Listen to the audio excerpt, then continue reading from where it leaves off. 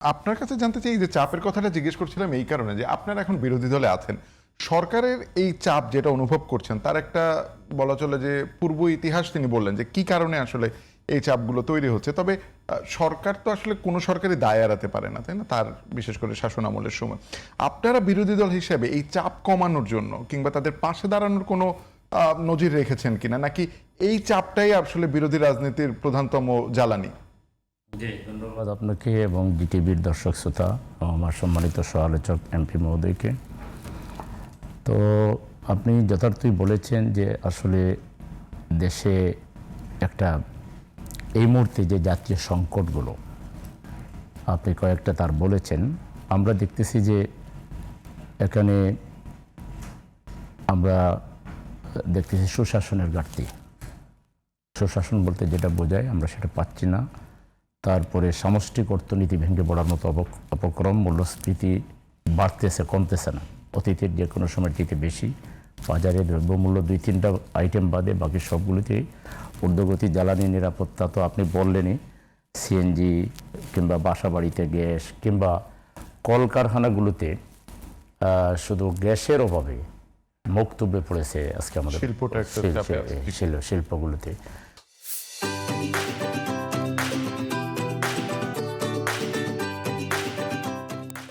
তারপরে এটা তো আছেই, তৃণমূল পর্যায়ে দুর্নীতি মারাত্মক আকার ধারণ করেছে এবং আইন শৃঙ্খলা পরিস্থিতিরও মারাত্মক অবনতি ঘটেছে। আপনারা দেখেছেন গত পরশু মিরপুরে সরকারি দলেরই এক নেতা মারতে চাইছিল একজনকে, মরেছে আরেকজন, কিন্তু তাকে মারার জন্য 25 লাখ টাকা ভাড়া করেছে।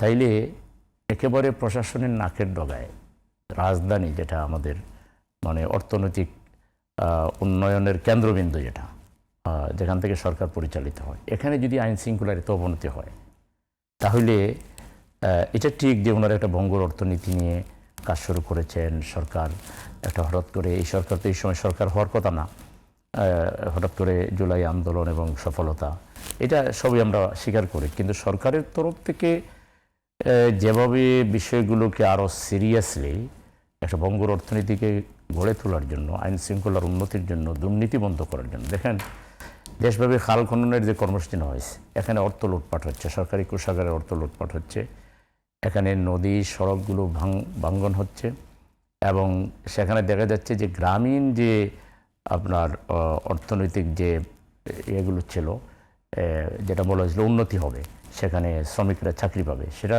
শ্রমিকদের কাছ থেকে ঠিকই আপনার চেক সাইন করে নিয়ে নেওয়া হয়েছে, কিন্তু বেকু দিয়ে খনন করা হচ্ছে এবং কোনো পূর্ব পরিকল্পনা বা সুপরিকল্পিতভাবে যে বিষয়গুলো হচ্ছে সেটা কিন্তু হচ্ছে না।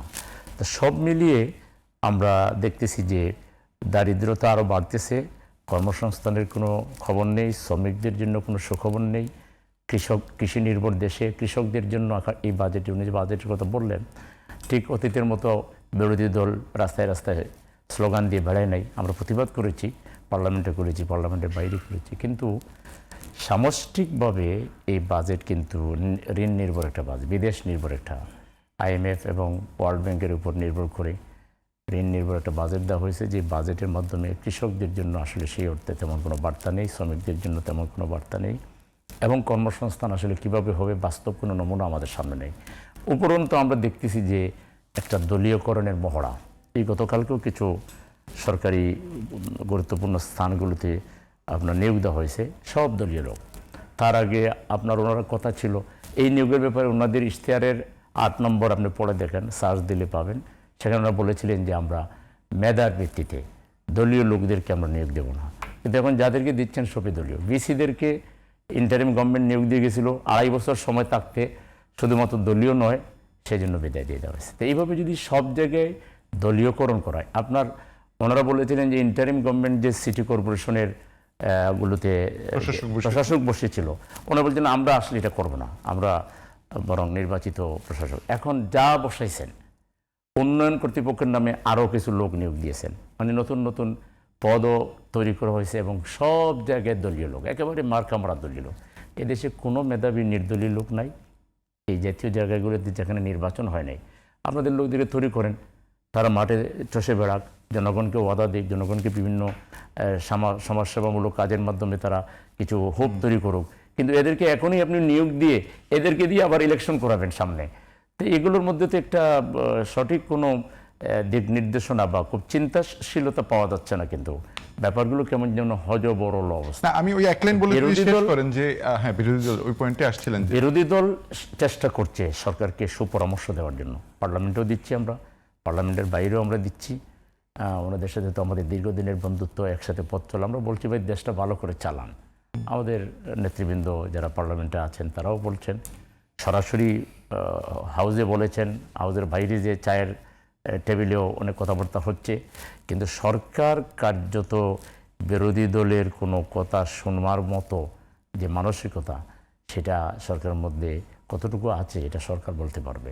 ভালো পরামর্শ তো সরকারকে অ্যাকসেপ্ট করতে হবে। আপনি যদি আমার পরামর্শ না নেন, আমি দিলে তো উপযাচক হয়ে দিয়ে তো লাভ হবে না। বিরোধী দল এখন যেটা আছে এটা মনে হয় বাংলাদেশের বিরোধী দলের ইতিহাসে সবচেয়ে কনস্ট্রাকটিভ একটা বিরোধী দল। আমাদের প্রাইম মিনিস্টার যখন চায়না সফর করলেন, মালয়েশিয়া সফর করলেন, ফিরে আসার পরে ধন্যবাদ প্রস্তাব উত্থাপন করলো, বিরোধী দল সমর্থন জানিয়েছে, ইয়েস এটা ভালো। অনেক ক্ষেত্রে বিরোধী দল কিন্তু পার্লামেন্ট পরিচালনায় হেল্প করতেছে। হ্যাঁ, অনেক জায়গায় বিরোধী দল সহযোগিতা করে পার্লামেন্টকে প্রাণবন্ত রাখার চেষ্টা করতেছে, কিন্তু অনেক ক্ষেত্রেই তো বিরোধী দলের বক্তব্যকে সেভাবে গুরুত্ব গ্রহণ করা হয় না।